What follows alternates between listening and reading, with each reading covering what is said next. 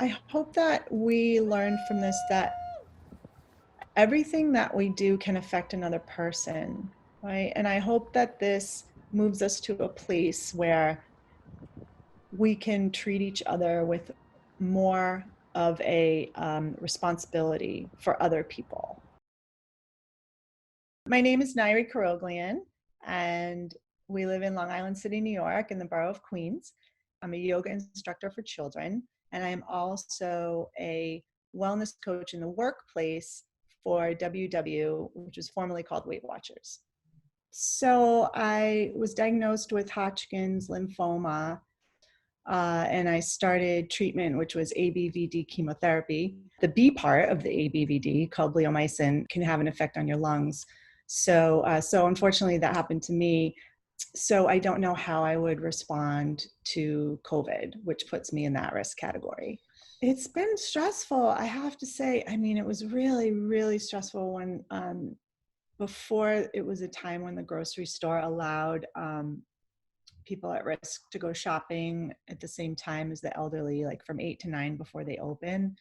The stores thankfully are doing that now, but before they weren't. And, I was just going as soon as they opened. Like I was like the first one in there, but there's always a line, and I'm just standing there waiting in line, and I'm like, oh my gosh, I should not be standing here right now, So I think that was really the most stressful part about it. It's scary. That stuff gets scary. The unknowns, and sorry, it's just crazy.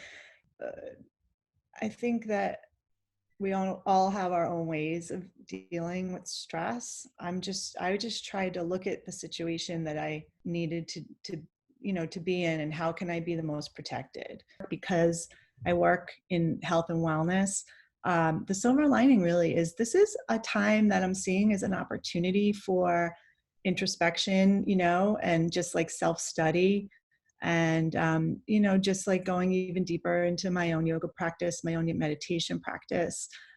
The things that I can control, I keep steady, and that helps me deal with when things around me are spinning out of control and I can't control them. I take a look at what can I control, and I grab onto those, and I keep those consistent, and that helps me a lot. The greatest example of that is one of the best parts of my day is 7 o'clock at night, where everyone goes to their window, or we go out on the terrace, and it certainly is a great feeling of an example of how it makes me feel like, my gosh, we're all in this together, and we're all cheering for these people too, because without them, I don't, where would we be with the people who are risking their lives on the front line?